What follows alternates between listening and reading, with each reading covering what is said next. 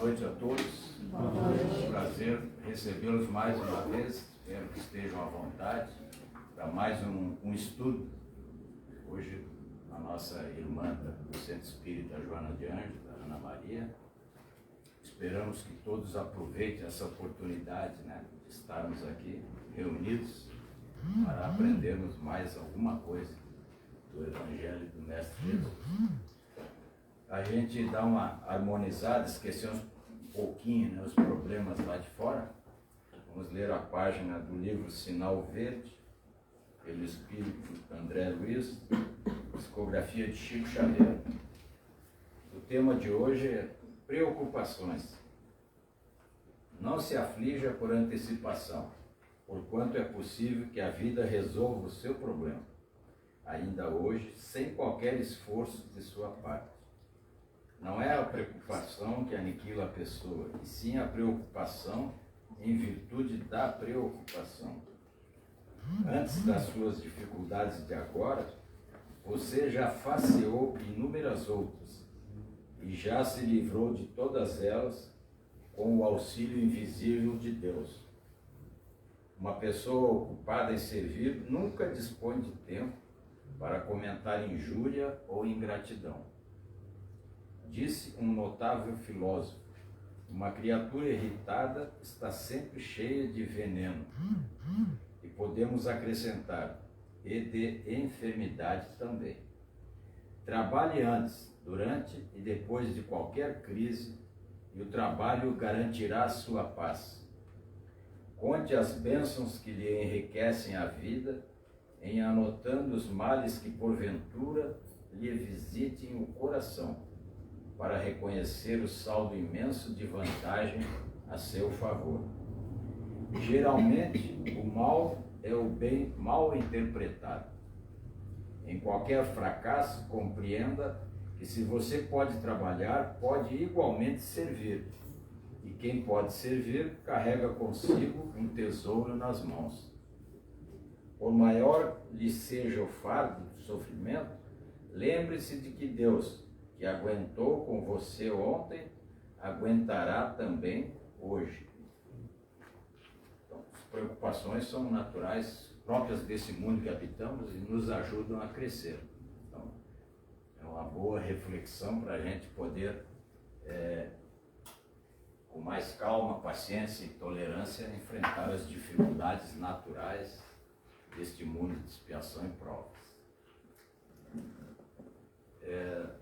Eu convido todos agora para elevarmos o nosso pensamento ao Pai, a Jesus, à espiritualidade amiga, rogando a Deus que nesta noite, de mais um estudo baseado na doutrina espírita, possamos, Senhor, não só aquietar as nossas angústias e preocupações, como também fortalecer o nosso espírito com este aprendizado que certamente teremos nesta noite, podendo refletir bastante sobre tudo que vai ser aqui dito. Certamente será de uma preciosidade e de uma validade extraordinária para que possamos continuar enfrentando as dificuldades com naturalidade, com a preocupação de fazer sempre bem feito, explorando o nosso potencial, o nosso talento, aquilo que está em estado latente dentro de cada um de nós.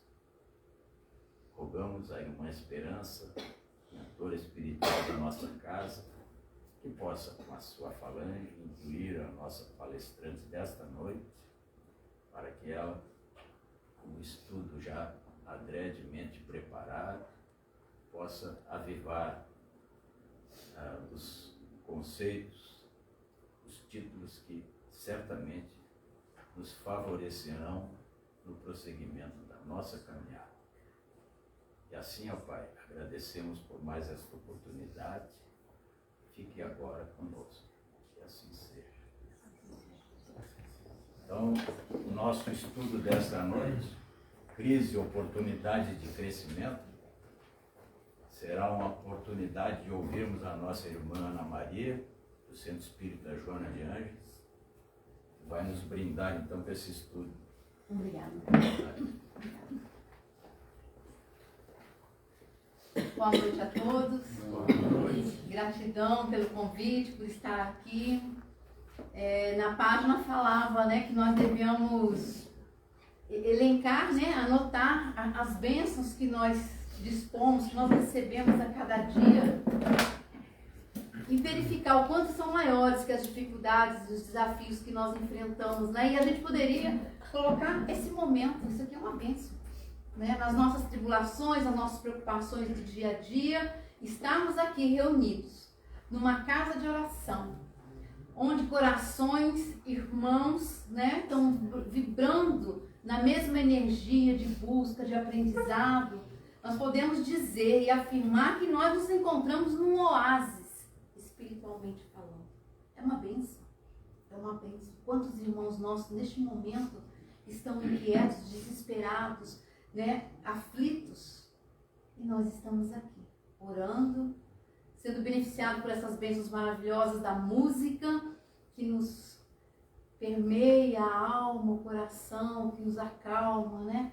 Então é uma oportunidade que nós precisamos estar sempre atentos e agradecer, porque nós temos muito ainda em nós aquele comportamento de nos frisarmos, né? De frisar e de evidenciar sempre as coisas que não são muito favoráveis, os episódios infelizes, os momentos que nos chegam, que nos surpreendem muitas das vezes, e às vezes a gente fica preso nesses momentos, gasta tanta energia, se aborrece, às vezes perde um dia inteiro, e um dia inteiro é uma oportunidade a mais que nós temos aqui, nessa presente reencarnação, porque nós não sabemos de quantos dias nós dispomos ainda, né? E às vezes a gente perde um dia inteiro, desgasta aquela energia, e muitas vezes temos extrema dificuldade em reconhecer a bênção do amanhecer, a bênção do amigo, a bênção do familiar, a bênção do lar, a bênção do prato de refeição que nos aguarda à mesa, né? Os armários repletos, a cama quentinha, o cobertor que nos acolhe, o agasalho que nós podemos escolher. A cor que vai combinar com o nosso humor daquele dia, ou com o sapato, quantos muitos não têm. Então nós precisamos estar cientes que nós precisamos a cada dia reconhecer sim as imensas bênçãos que nos cercam a todo instante pela misericórdia de Deus nosso Pai. Eu trouxe aqui um tema para que a gente possa juntos fazer reflexões em torno, né? Falar de crise, às vezes é uma palavra que a gente fala, nossa, mas falar de crise, a gente já tem tanto problema, vamos falar de crise, vamos falar de outra coisa, né? Mas a gente entendendo que a gente passa a dimensionar, a ter um outro olhar e a verificar o quanto, em verdade, são oportunidades que nos chegam. A crise não é nada que nos chega para nos destruir, para nos colocar em desequilíbrio, no sentido que chega propositalmente para isso. Nós vamos ver no decorrer do estudo e das abordagens, das reflexões que eu colhi aqui e acolá na literatura espírita, que a crise, em verdade, ela é uma oportunidade de crescimento, que nos chega como um mecanismo dentro da lei de progresso, que é uma lei na qual todos nós estamos imersos desde o dia que aqui reencarnamos na Terra. Nós não falamos e repetimos a todo instante que aqui chegamos para daqui sairmos melhores do que quando aqui reencarnamos, não é? Essa é a lei do progresso. Nós estamos aqui imersos nesse dinamismo de crescer, de alçar voo, de ascensionarmos cada vez mais. Cada um dentro do seu tempo, cada um dentro das suas possibilidades. Mas essa é a nossa trajetória aqui na Terra. E a crise vem ser, nós vamos ver aqui durante o estudo, esse mecanismo, essa ferramenta que nos faculta e que nos coloca em movimento para que esse progresso, para que essa dinâmica de crescimento, de desenvolvimento em nós mesmos se dê. Então ela chega com esse propósito, com o propósito de crescimento. Deixa eu ver se eu vou apertar certo aqui. Então eu procurei no dicionário para a gente começar e pensando, né? A crise são palavras que vão surgir dentro desse estudo, nos dando essas definições para a gente compreender a amplitude desse fenômeno chamado crise. Complexo, mas necessário para o nosso crescimento. No dicionário diz assim: crise são episódios desgastantes, complicados, situações que vão envolver, lógico, tensão, disputa, conflito. Todos nós conhecemos muito bem e de perto esses sentimentos que aqui estão relatados. Esse episódio desgastante, complicado, tudo isso vem no bojo da crise.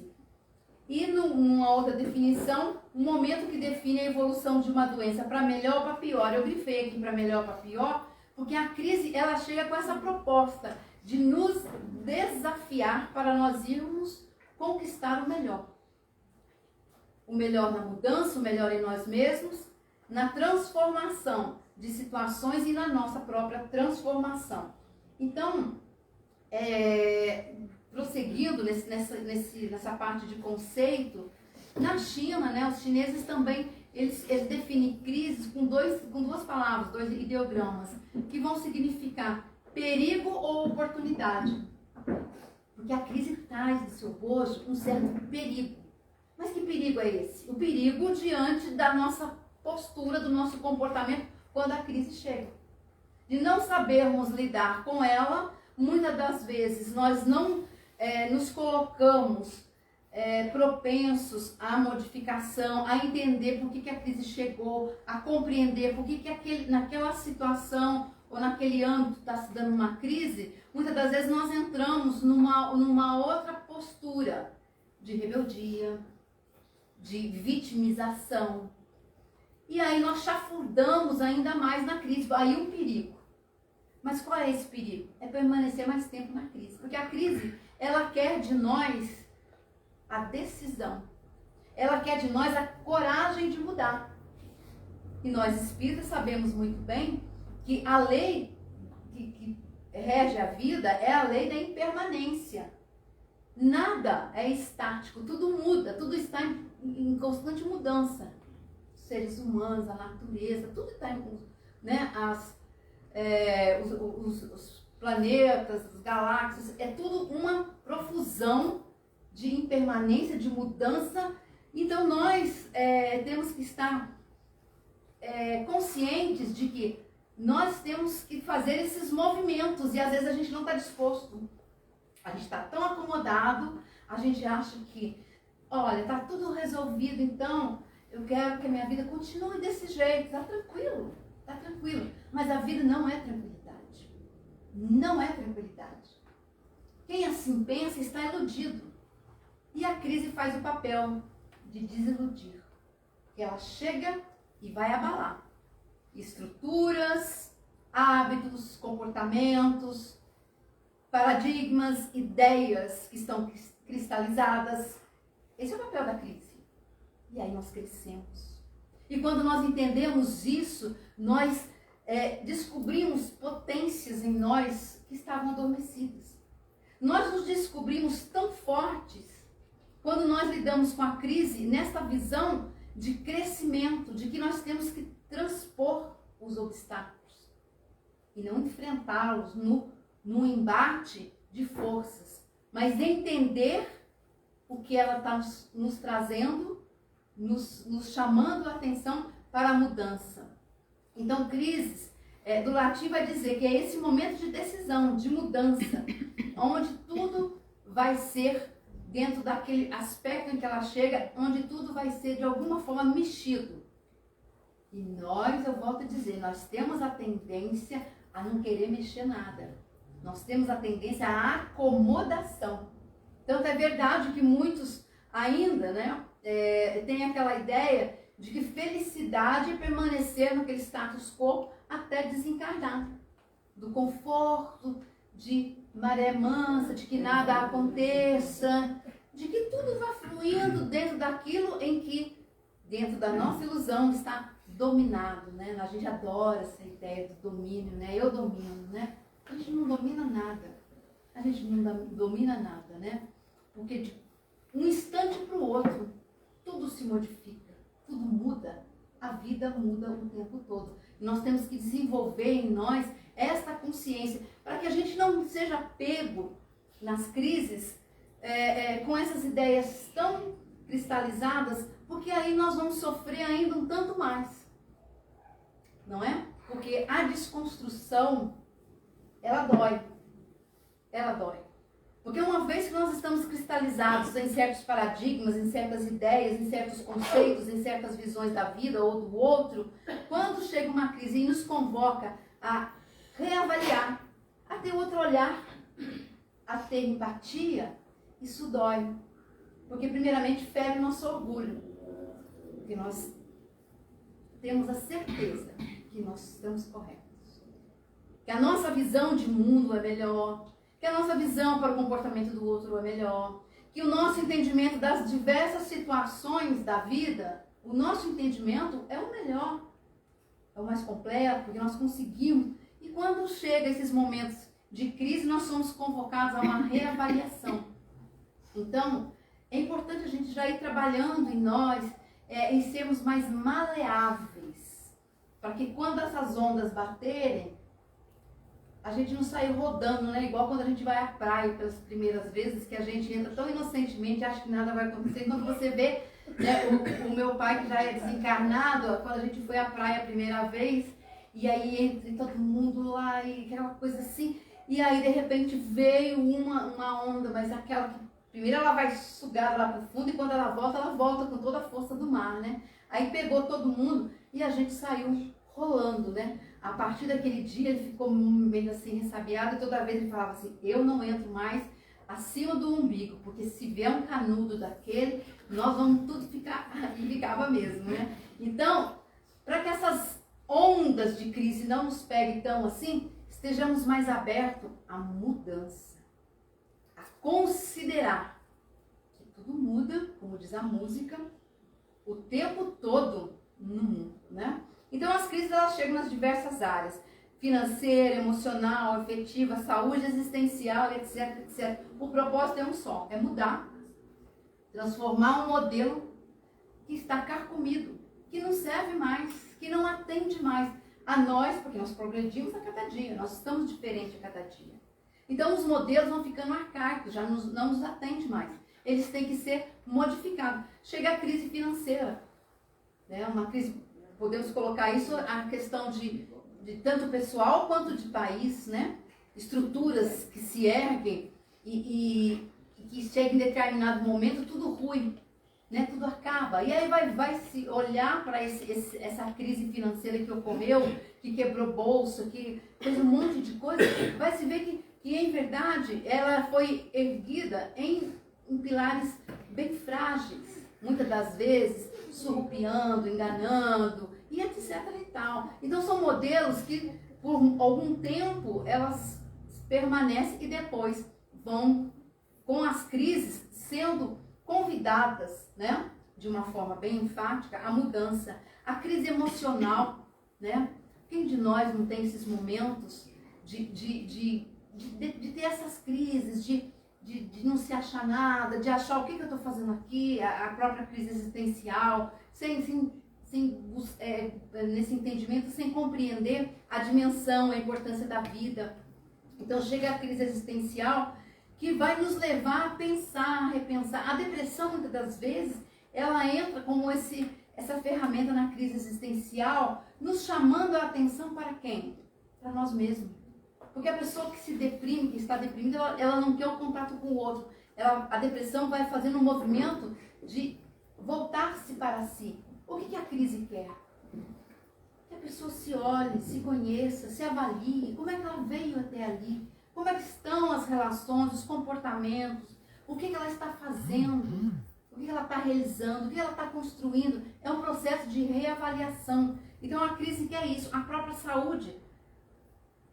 A crise, quando chega na área da saúde para nós, o objetivo da crise, um dos objetivos valiosos da crise na saúde, às vezes a gente no primeiro momento, lógico, está passando por um processo, né? Mas ela quer que nós, primeiramente, reconheçamos quanto valioso é a saúde. E às vezes a gente estamos saudáveis e às vezes a gente não valoriza. Outra coisa, nós às vezes falamos assim, nossa, eu tomo assim, eu tomo remédio para isso, para aquilo, eu tomo remédio para controlar a pressão, controlar a diabetes, controlar isso, controlar aquilo, e nós não nos damos conta que quando nós tomamos remédio para controlar, é porque nós estamos descontrolados. E por que nós estamos descontrolados? Né? Muitas vezes são questões do próprio corpo, do próprio envelhecer, naturais. Outras vezes esse descontrole na saúde são descuidos nossos. Que não valorizamos o corpo, que não cuidamos do corpo, que atravessamos a existência como se fosse só essa agora, e que tudo tem que ser apreciado, tudo tem que ser aproveitado, e a gente vai assim como um trem descarrilhado, né? A crise chega na saúde, vamos botar no eixo de novo. Vai tomar o seu remedinho, não vai poder mais comer isso, comer aquilo. A crise nos chamando a atenção para que nós tenhamos consciência de que a saúde é um bem, de que nós temos que nos cuidar. E assim, nós vamos entendendo que essas crises vão chegando nas diversas áreas da nossa vida com esse propósito de nos chamar à mudança de comportamento, à mudança, à transformação. E nós vemos, né, atravessamos desde que a gente nasce as crises. No nascimento, a juventude, a fase adulta, a morte, nós vamos lidando com crises, né? No nascimento, quando a gente sai daquele útero, né, quentinho, aconchegante, de proteção, e aí vem, né, para um ambiente desafiador, né? A criança já dá um choro, porque o negócio foi do gostoso para uma coisa que eu sei lá no que vai dar isso, né? Então, é uma crise. O nascimento é uma crise. E se a gente usar essa analogia, as crises são nascimentos perenes, constantes. Nascimento do quê? Do novo em nós. Nascimento de outras atitudes. Nascimentos constantes de burilamento espiritual, de comportamentos em nós. Na juventude, né, a fase das descobertas, a fase dos confrontos, né, das ideias, onde o jovem, o adolescente, ele vai colocar, né, frente a frente o que ele traz como bagagem, o que ele recebeu ali naquela família, na sociedade onde ele vive, ele vai colocar isso em confronto. Ali é uma crise, porque são conhecimentos e pensamentos muito diversos. Há uma crise ali. O adulto, cabe ao adulto, né, olhar esse jovem como um ser em formação que necessita de paciência, de ser ouvido, de ser respeitado. E muitas das vezes o adulto não faz isso. Muitas das vezes o adulto, mesmo vendo que o adolescente está ali com as suas dificuldades, que são naturais dessa fase da vida, ainda quer impor. Porque o adulto, se achando o dono da verdade, o dono do que é melhor, do que eu sei tudo que é melhor. É óbvio que o adulto com mais experiência, ele tem conselhos muito bons a dar, porque ele ama aquele adolescente, né? Mas muitas das vezes não é nesse clima de cuidado. Muitas vezes é no clima de demonstração de autoridade, né? De não respeitar o outro. Porque o outro, sendo criança, sendo jovem, nós não podemos esquecer. Ali há um espírito imortal que nesta existência está como nosso filho, como nosso, né, um ente familiar. Mas ele não é nosso, ele está por um determinado tempo que foi concedido a nós por Deus para o encaminhamento, para acompanhamento, mas ele é um ser imortal, uma individualidade que vai continuar sua trajetória por reencarnações afora. Às vezes nós esquecemos disso, né? Nós entramos num embate e a crise que era para ser do jovem diante dessa comparação de escolhas dele, acaba trazendo traumas para o resto da existência, marcas no coração e na alma, dores que muitas vezes vão refletir na sua vida quando adulto, quando formar uma família. Então nós temos que tomar muito cuidado também, respeitar os nossos irmãos nas variadas crises que todos passamos, né? Na crise na idade adulta, nós quando chegamos ao meio-dia, Jung vai dizer, quando nós chegamos, nós subimos a montanha, chegamos ao meio-dia da vida, a gente olha para trás e começa a se questionar o que eu fiz, o que eu não fiz, o que eu deixei de fazer, eu queria realizar isso, eu não realizei. Há também uma crise, porque bate um desespero. Eu já estou com 50, 60, 70 anos, não dá tempo de fazer mais, não tenho mais energia para tal. Então bate uma crise também, é a crise da meia-idade. Também faz parte dessa evolução, desse crescimento. E aí surge frustração, muitas vezes até rompimento, né? Separação, o que eu estou fazendo nesse casamento? E há várias coisas que acontecem, né, nesses momentos de crise. Então nós também temos que ter esse olhar e essa paciência primeiro conosco mesmo, né? Reconhecendo que cada um de nós na sua trajetória, na sua caminhada, vai fazendo e vai conseguindo fazer e realizar aquilo que é possível. Às vezes a gente queria fazer uma coisa, uma situação não permitia. Então, paciência, sigamos hoje, a partir de hoje, fazendo aquilo que nos é possível.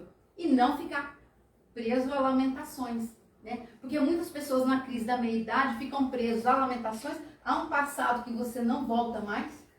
E aí entram em estados de dor, de sofrimento. E aquilo que dispunha daqui para frente para realizações, dentro das possibilidades, acaba se gastando a energia nesse clima de sofrimento. Que não constrói, não agrega nada e não resolve o que passou, não é? Então, a própria crise da morte também. Essa é a maior das crises, né? Nós podemos dizer. Porque todos nós, né, chegaremos a esse momento, passada a perturbação do desencarne, nós vamos ter a crise da morte. O que é a crise da morte? É uma autoavaliação, né? Vamos, na medida do possível, que nos for permitido, fazer um confronto do que nós viemos realizar, do que nós realizamos ou que nós deixamos de realizar. Então, essa crise da morte é a maior das avaliações que todos nós vamos passar. Né? Não é uma coisa ameaçadora que eu estou dizendo, eu estou dizendo que é uma coisa real. É uma coisa que nós vamos passar. E natural. E natural, né? E não é uma coisa também condenatória, que nós vamos, nossa, vai ser decretado uma pena. Não, nós já não estamos mais nessas doutrinas, né, que com todo respeito a maioria de nós já passou. Nós estamos na doutrina libertadora, que é a doutrina dos espíritos. Nós vamos fazer avaliações, vamos ver o que conseguimos, o que não conseguimos, vamos fazer um novo planejamento, nos encher de energia, de propósitos, rogar a Deus, né, que nos dê novas oportunidades. E aos jovens, aos casais, que nos aceitem como filhos, né? E a gente retorna e retorna e retorna. Mas é mais uma crise que nós vamos todos passar. Então, de uma forma didática, a crise ela tem 3 momentos cruciais, que são a ruptura. Então, em determinada área acontece uma crise na nossa vida. Todo aquele arranjo, todo aquele proceder, o modo de ser, eles não atuam mais. É uma experiência de caos, de desconstrução e perplexidade. É aquele momento, popularmente, às vezes a gente fala assim, gente, aconteceu uma coisa na minha vida, eu estou sem chão. Eu estou sem norte, parece que tudo, nossa, parece que está caindo o mundo. A gente fala assim, né? É um momento que a crise se instala. Ela chega nesse momento e ela desconstrói aquilo que estava bonitinho, arrumado, com o vasinho de flor no canto, o gatinho deitado lá, aquele cenário lindo que a gente, né? A crise chega e dá uma balada nisso, rompe com isso. E aí um rompimento da ordem estabelecida, que é maior que essa ruptura inicial. Porque neste momento há uma grande dor e um sofrimento. Porque aí nós vamos reconhecer que é preciso abandonar o padrão que vigorava até então e reconstruir em novas bases.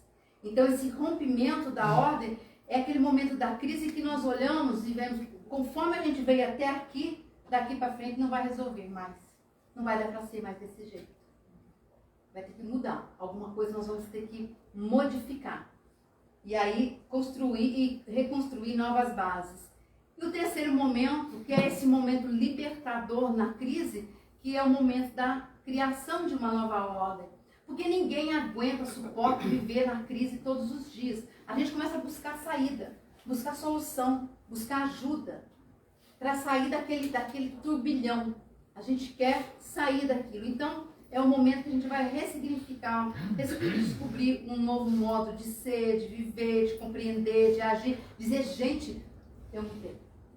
Até agora, quando chegou isso, nossa, né, essa semana nós atendemos uma moça lá na nossa casa e ela disse assim, eu estou surpresa comigo, porque eu passei por uma crise terrível, depois eu entrei numa depressão profunda, que eu achei que eu ia morrer, e agora eu saí eu olho para mim no espelho, eu estou me amando. Eu olho para mim e falo assim, gente, mas aonde estava esse ser que eu não estava vendo? Então, é um momento que ela ressignificou, que ela mudou o modo de ser dela. Ela falou para mim, eu sou outra pessoa. É como se algo tivesse morrido em mim e agora nasceu um outro. Ela falou assim, até as coisas eu tenho um novo olhar. É uma criação de uma nova ordem. Aquele modelo dela, de comportamento, de relacionamento, agora não vigora mais, já não atende mais a ela que já está num outro patamar de compreensão, de evolução. O propósito da crise ali, naquele momento, naquela situação, se cumpriu. Então, abre-se um novo sentido para a vida, repleto de esperança, porque a vida é esperança constante. A vida é esse mar de esperança que a cada manhã nos diz: recebestes um novo dia, está em tuas mãos, as possibilidades todas, a misericórdia de Deus te cerca. Neste dia, você estará cercado por tudo o que você necessitar. Então, para a sua renovação, para a sua melhoria, então a vida é esse cultivo da esperança frequente, perene. Então, há uma criação de uma nova ordem, vislumbrando dias melhores, oportunidades melhores, realizações melhores. Então, ruptura, desorganização, nova ordem constitui o fenômeno complexo que compõe a crise. Então, não adianta a gente se debater quando chegar uma crise. Nós precisamos entender que vai haver esses momentos. Vai haver um momento de dor, um momento de luto, um momento de entendimento que é necessário uma mudança. E aí, nós vamos seguindo, tal qual essa transformação maravilhosa aqui, que eu estou usando aqui, essa figura como analogia para nós. É isso. Essa lagarta aí, não muito elegante, que a gente vem pela vida aí, andando por ali, por aqui, meio que se rastejando, faz parte. Chega um momento em que a gente se volta, né, para reflexões, para aprendizado, para autoconhecimento, e a gente vai se libertando nessa nova ordem, ressignificando tudo, e a gente sai voando como uma linda e colorida borboleta. Até que um outro momento se nos chegue numa outra determinada situação com a mesma proposta, com o mesmo convite.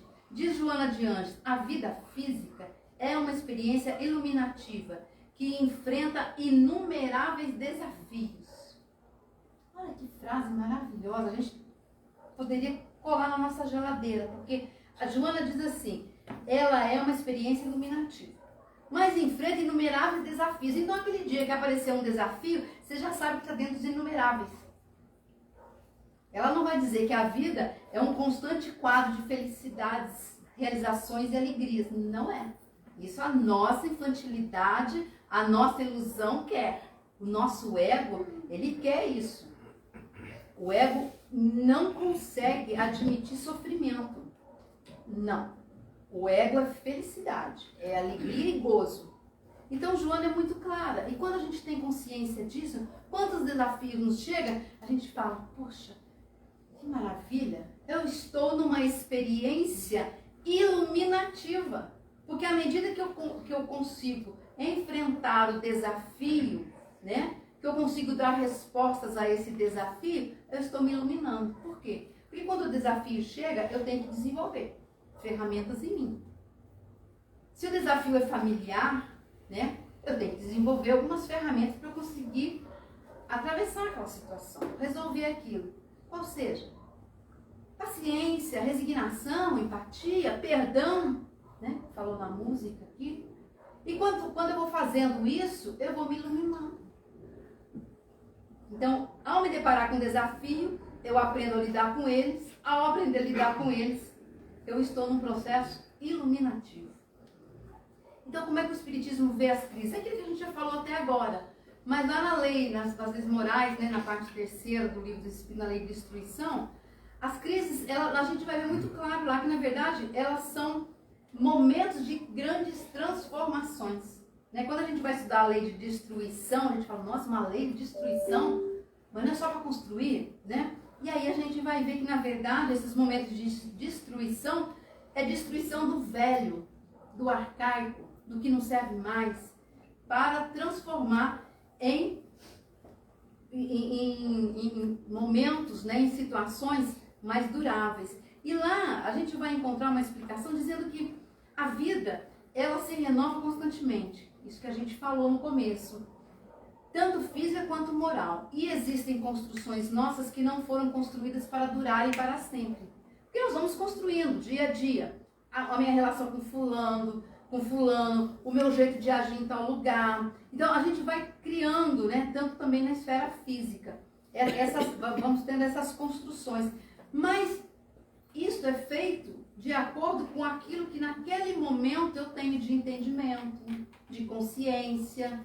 Passa-se um tempo, eu mudo, eu melhoro, eu compreendo um tanto mais. Então aquilo tem que ser modificado, não dura para sempre. As próprias instituições humanas são um exemplo claríssimo disso. As leis humanas, elas são feitas, né? As leis humanas atendem àquela época, àquele momento evolutivo, mas quando a humanidade dá um passo mais à frente, muitas dessas leis têm que ser mudadas, têm que ser destruídas. Para quê? Para que se renove. Porque as nossas construções, ainda enquanto espíritos imperfeitos, elas são assim. Paulatinamente, elas vão ter que ser renovadas, vão ter que ser desconstruídas. Sim, diz Allan Kardec lá na Gênesis, nos Sinais dos Tempos, de certo, a humanidade se transforma como já se transformou em outras épocas. E cada transformação se assinala por uma crise, que é, para o gênero humano, o que são para os indivíduos as crises de crescimento. Então, as crises acontecem de modo individual e na humanidade como um todo. Então, elas vão se dando transformações em transformações, e ele faz essa comparação nos dizendo que ela se dá em todas as instâncias. A crise não é esse fim, né, em si mesmo, sob a perspectiva de destruição, mas ela, sim, um fim de alguns contextos morais que nós não suportamos mais e precisamos transformar. As crises são, em verdade, essas molas impulsionadoras do nosso progresso que nos facultam descobrir potenciais que jazem em nós. E ela vai ser esse instrumento nosso de crescimento à medida que nós a encaramos. Então, toda vez que nós encaramos uma crise com inércia, com revolta, com pessimismo, nós estamos naquela zona de perigo. E qual é o perigo da crise? Permanecer na crise por mais tempo que necessário. Sofrer mais tempo na crise do que o necessário. Toda vez que nós estamos propensos, dispostos à transformação e à mudança, nós estamos dentro da proposta da própria crise, que é o crescimento. Diz Joana de Ângeles, lá na obra Vida, Desafios e Soluções: viver é um desafio sublime, e realizá-lo com sabedoria é uma bem-aventurança que se encontra à disposição de todo aquele que se resolva decididamente por avançar, autossuperar-se e alcançar a comunhão com Deus. Ela coloca pontos cruciais aqui para nós, né? Ela coloca, que pode ser chamada até de advertências, né? Aquele que se encontra à disposição, que se resolva decididamente por avançar, por autossuperar-se. Autossuperar-se passa necessariamente por vencer, não gosto da palavra vencer, por transformar o orgulho. Então, toda vez que eu quero autossuperar-me, eu reconheço que há algo em mim que não está bem. Toda vez que eu reconheço algo em mim que não está bem, o orgulho não fica satisfeito. Mas aí nós precisamos, porque quando a gente fala assim, nós temos que eliminar o orgulho e eliminar o egoísmo, não é correto essa abordagem, esse olhar. Nós não temos que eliminar ninguém, porque isso está intrínseco em nós. São sentimentos que desde as eras primitivas foram eles que nos mantiveram, que fizeram com que a gente sobrevivesse em várias experiências. Mas, chegado à época da razão, da consciência, da evangelização, do entendimento, nós vamos agora olhar esses dois sentimentos e trabalhá-los. Se eu me reconheço, e a maioria de nós estamos na Terra, diz os Espíritos, eles dizem sem dó, às vezes a gente dá uma amaciada, né? Mas os Espíritos dizem sem dó, que nós estamos nessa condição na Terra porque as nossas duas características mais fortes são orgulho e egoísmo. Então tá aí, não sou eu que estou dizendo, né? Até isso a gente não quer reconhecer, né? Mas eles são categóricos. Então nós somos orgulhosos, ok, nós somos orgulhosos. Já fomos muito mais. Hoje talvez nós tenhamos episódios, talvez. Às vezes pode passar um dia que a gente não tem nenhum. No outro dia a gente pode ter uns 2 episódios de orgulho aí, né? Tipo, mas o quê? Você não vai me atender melhor? Ou, sabe, o orgulho assim, ele vai aparecendo nessas coisinhas, nesses aborrecimentos em que nós achamos um ultraje dos outros para conosco, né? Quando nós não recebemos a devida atenção que nós achamos que nós merecemos, acende a luz aí. Olha o orgulho aí, se manifestando de forma disfarçadamente, né? Ah, mas eu sou cliente, eu tenho que ser muito bem atendido. Baixa a bola, o orgulho está gritando aí. A gente tem que ficar observando isso. E aí, então, quando a gente está nesse processo de que a gente reconhece que a gente precisa se superar, a gente vai trabalhar o orgulho. Como é que eu trabalho o orgulho? Com a sua contrapartida, o seu antídoto, a humildade. Ah, mas como é que trabalha a humildade? É ficar quietinho, com uma carinha de triste, andar pela rua cabisbaixo, olhando pro chão? Não. A humildade é reconhecer que eu não sou superior a ninguém, eu não sou melhor que ninguém, que todo mundo que está na Terra está no mesmo nível. Ah, mas aquele que mora ali na praça, debaixo de um cobertor, todo rasgado, é a mesma coisa. Se a gente fosse melhor, se a gente fosse esse ser superior que a gente se acredita ser, a gente não estaria na Terra. A gente estaria vivendo em outras instâncias, né? Em outros lugares de concordância com a nossa condição vibratória. Então, trabalhar a humildade é reconhecer que nós somos todos iguais, que nós estamos vivendo experiências, embora diferentes, um com poder, outro com dinheiro, outro com beleza, outro com todo um cercado de conforto, o outro cheio de necessidade. Mas cada um de nós que se encontra na Terra, nós somos todos iguais. Quando a gente vai pensando assim, vai tendo essa consciência, a gente vai, como se diz no popular, vai baixando um pouco a bola. Né? A gente vai se reconhecendo dentro desse contexto. E a gente vai sendo mais humilde. Ser humilde, trabalhar a humildade, é de encontro à dor do outro. Né? Porque o orgulhoso é aquele que acha que só ele sofre, que só ele tem problema, que só ele é perseguido, que as coisas só caem na cabeça dele. Quando você quer trabalhar a humildade, você vai lá visitar o senhorzinho lá no asilo, alguém numa choupana, né? Hoje em dia nem tem choupana, né? Mas numa casinha pobre, lá não sei na onde. Você vai indo lá, você vai se descamando desta postura, né? E aí a gente vai conseguindo viver esse desafio sublime, né? Com sabedoria. Nós precisamos fazer dentro da crise várias reflexões. E uma muito importante para nós espíritas, que temos tantas informações, é sobre quando a crise chega, a nossa postura. Que muitas das vezes é igual a de todo mundo. A de quem nunca ouviu falar em espiritismo. A de quem professa religiões, muitas das vezes, só ritualísticas, só de cultos exteriores. Muitas vezes a nossa postura diante de uma crise é essa. E nós temos tantas informações, né? Nós sabemos, por exemplo, que Deus é a inteligência suprema, causa de todas as coisas, que nada acontece por acaso. Que nada que nos chega é obra do acaso. Aí como é que na hora da crise eu vou dizer assim, ai Senhor, por que comigo? Senhor, eu sou uma pessoa tão boa, Senhor, eu só faço bem. O espírita, aonde entra a lógica de um espírita falar isso? Não tem. Não tem. Porque se nós sabemos que Deus é bom, que Deus é justo, não tem. A gente fala, Senhor, aí sim, o espírita deve falar isso.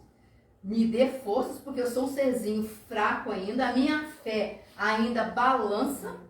Eu estou nesse redemoinho, nesse turbilhão, que eu não sei quanto tempo vai demorar. Me ajuda. Me ajuda. Aí sim.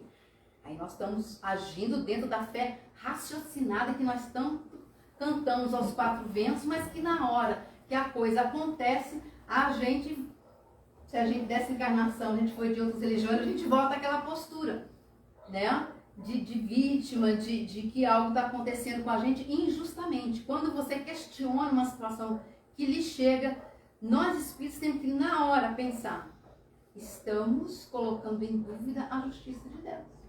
Se eu sei que ele é justo, nada que é injusto vai me acontecer. Tudo que acontecer comigo, eu posso não compreender, mas está dentro de uma lógica de justiça.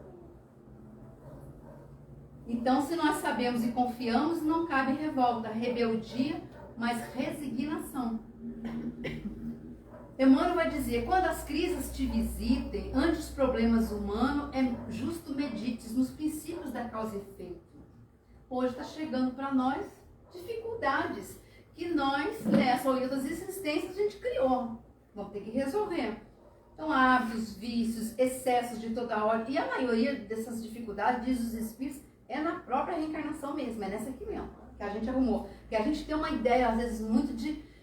foi na vida passada. Então, se foi na vida passada, eu não estou sozinho nessa. Eu estou assim porque eu estou muito cercado de obsessor. Então, aí eu já quero cotizar e dividir, né, a crise para responsabilizar mais pessoas. Mas os espíritos vão dizer que a maior parte das problemáticas que a gente enfrenta agora, a gente arrumou agora mesmo. Né? Então, é o auto-obsessor mesmo. Né? Então, ele vai dizer, reflitas no impositivo do burilamento espiritual. É isso que a crise quer. A modificação e o burilamento. Então, o problema chegou, resultante de algo que nós geramos e agora nós precisamos modificar. Então, numa visão materialista, o problema é algo que chega para nos destruir. Na visão espiritual, nós sabemos que o propósito é que sejamos melhor do que a gente foi. Então, os problemas surgem nas áreas... Aqui acende uma luz para nós. Isso faz parte do processo de autoconhecimento. Gente, comigo, as situações se repetem desse jeito. Na questão familiar. Comigo, a situação mais difícil dessa existência é a questão financeira. Comigo, a questão... Então, aí há alguma coisa que precisa ser olhado, que precisa ser modificado, que precisa ser transformado, né? Porque a vida, ela é uma escola e nós vamos recebendo as lições, nós como aprendizes e alunos, da matéria que nós somos deficitários. Então, se eu sou ruim em matemática na escola, enquanto eu não for bom, eu vou repetir. Eu acho que hoje nem repete, né? Mas fica fica em DP, né? E aí, matemática.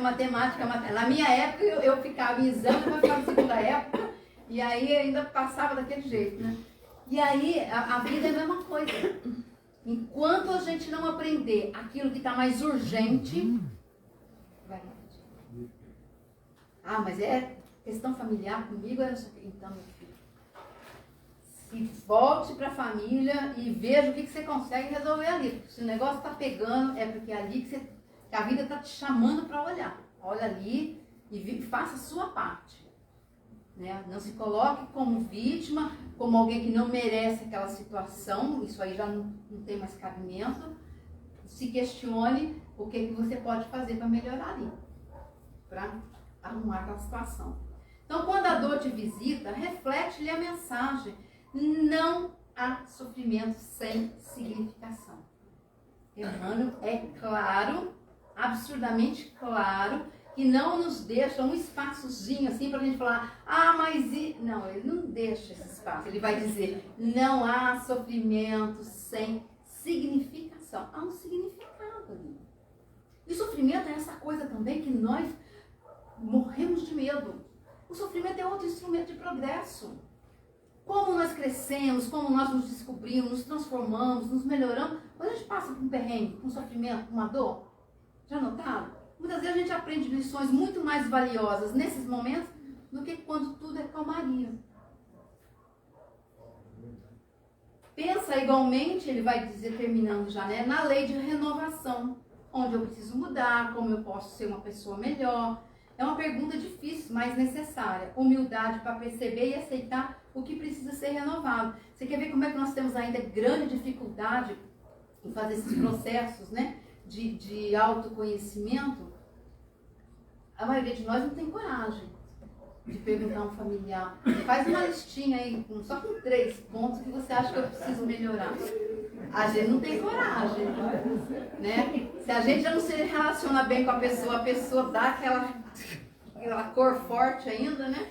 É perigoso. Então a gente tem que ter assim, um equilíbrio e pensar muito bem antes de propor isso. Talvez a gente possa fazer isso na família, coloca um pote e a gente pede de forma anônima, né? Gente, eu estou num processo de autoconhecimento, quero melhorar. Vocês podem colocar nesse pote o que vocês acham que eu preciso melhorar? Aí você não coloca o nome de ninguém, porque senão a gente vai começar a arrumar problema para as próximas reencarnações, né? Porque a gente vai começar a odiar a pessoa. Mas a gente não tem coragem, muitas vezes, desse processo de avaliação. E ai da pessoa se ela disser para nós na cara.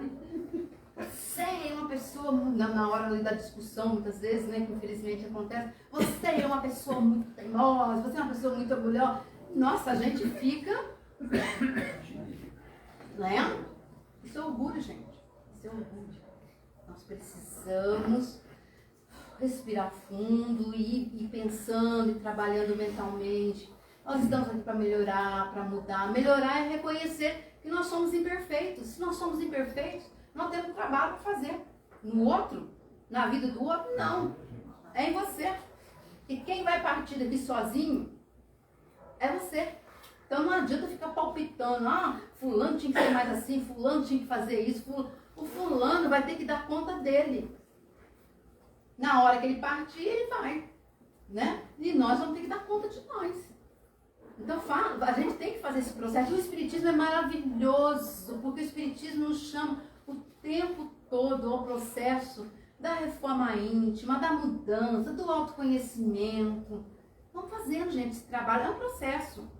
É uma coisa que não é para essa existência só. Mas a gente vai. É tão lindo a gente começar. Dói, sabe? Tem dia que a gente fala, nossa, mas eu sou uma pessoa horrorosa, não quero mais nem sair de casa.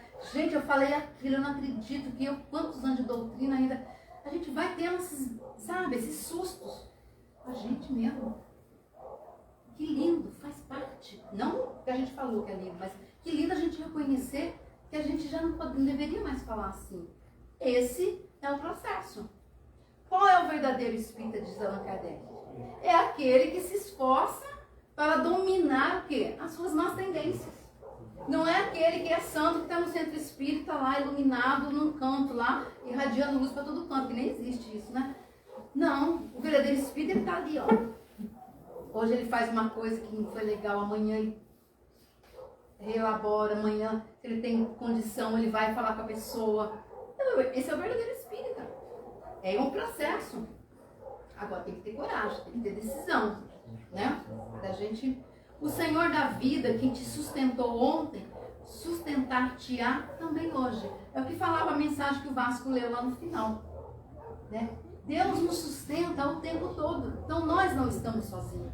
Nós estamos cercados de tanta misericórdia, de tanta providência, de tantas forças amorosas, invisivelmente, espíritos familiares, que partiram já antes de nós e hoje na espiritualidade já tem uma compreensão maior, já desenvolveram tantas coisas boas que nos amam profundamente, nos acompanham, nos auxiliam, nos ajudam. Então nós não estamos numa caminhada solo, né? Às vezes a gente se sente tão coitadinho, né? A gente se acha assim que a gente está jogado aí no mundo, né? Então, não, nós estamos cercados, Deus nos sustenta.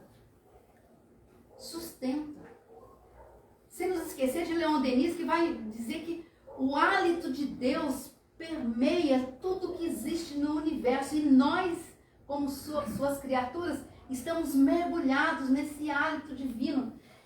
Então nós respiramos, nos alimentamos desse hálito divino, que é o quê? É o amor. É o amor. Deus te colocou no melhor lugar para o seu progresso. Seu lar, sua cidade, trabalho, são oportunidades para a sua evolução. Aqui Joana também nos trazendo, né, essa reflexão que também desconstrói a nossa eterna reclamação, né? Se eu nascesse em tal lugar, em tal família, talvez... Não, a gente tem que sair dessas conjecturas assim, que são construções do ego, para escamotear o que a gente tem que fazer, para nos desviar a atenção do que tem que fazer. Deus coloca a gente no melhor lugar, a melhor família, a melhor cidade, as melhores condições. É aquilo que a gente precisa. Os cenários são construídos, nos envolvem, e nós, como atores, somos convidados a atuar ali da melhor maneira possível. Não olvidemos, diz Emmanuel, portanto, que nas aflições é imprescindível tomar-lhe a sublime companhia e prosseguir, avante com a sua serenidade e o seu bom ânimo. Porque, como diz Dr. Bezerra ao Chico, tudo passa, mensagem de Maria, tudo passará. Quando nós estamos na crise, na dificuldade, no desafio, parece que a gente não vai sair nunca. E a gente se esquece que tudo passa, que tudo passará. Que a gente já passou, inclusive, por situações, às vezes, mais graves, mais sérias, piores, mais difíceis. E aqui estamos nós. E aqui estamos nós. Mais amadurecidos, mais conscientes, mais gratos à vida. Então, não olvidemos que Jesus caminha conosco. Para que a gente, fortalecido na fé, na esperança, nessa certeza amorosa desse Mestre que não nos abandona, para que a gente possa, com serenidade, com bom ânimo, cruzar os dias que forem nublados, os dias que forem mais difíceis, sempre tendo em nossa mente que há de passar, tendo em nosso coração a certeza de que Ele caminha conosco e de que nós vamos vencer aqui. Porque se estamos passando, ali há uma necessidade de aprendizado.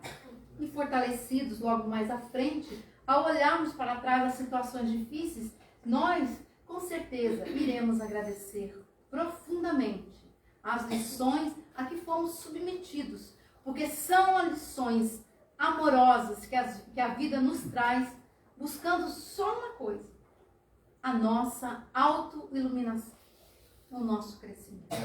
Então, que Jesus nos abençoe a todos, meus amigos, que nós possamos seguir confiantes, que nós possamos utilizar de toda essa ferramenta, de todos os esclarecimentos que a doutrina nos traz, para que possamos colocar em prática, para que a cada dia na Terra, que ainda nós temos direito de aqui estarmos, nós vivemos com profunda alegria e profunda gratidão.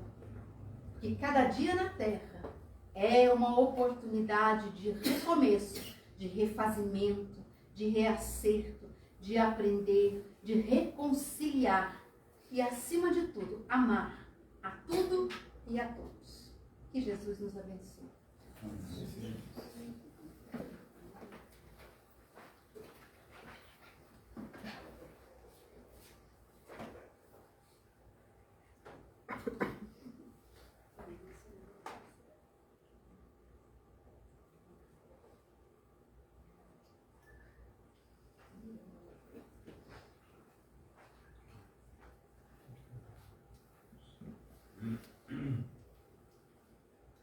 Hoje não está chovendo, mas vamos cantar para quando a chuva chegar.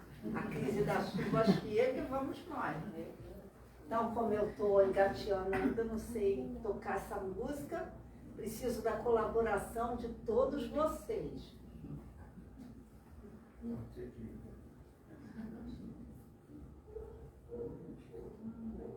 Isso é para causar emoção. É crise. Ana, vamos ver se...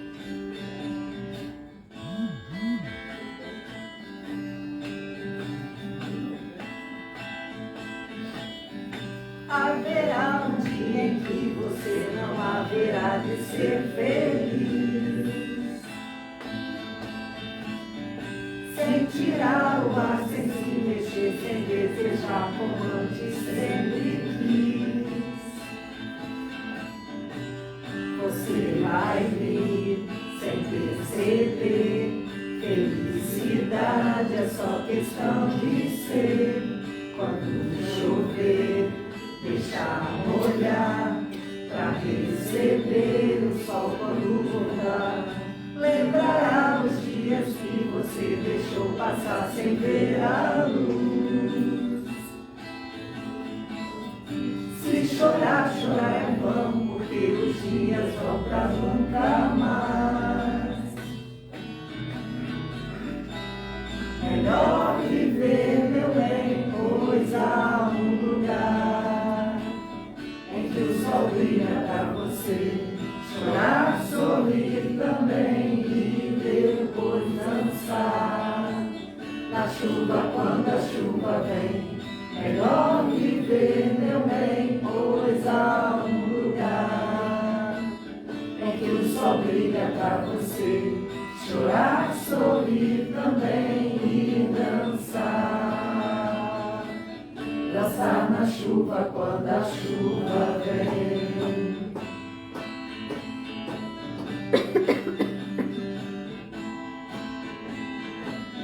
Tem vezes que as coisas pesam mais do que a gente acha que pode aguentar. Nessa hora fique firme, pois tudo isso logo vai passar. Você vai vir sem perceber. Felicidade é só questão de ser. Quando chover, deixar molhar, pra receber o sol quando voltar. Melhor viver, meu bem, pois há um lugar em que o sol brilha pra você. Chorar, sorrir também e depois dançar. Na chuva, quando a chuva vem, melhor viver, meu bem, pois há um lugar em que o sol brilha pra você. Chorar, sorrir também e dançar. Dançar na chuva quando a chuva vem. Dançar na chuva quando a chuva vem. Dançar na chuva quando a chuva. Dançar na chuva quando a chuva vem.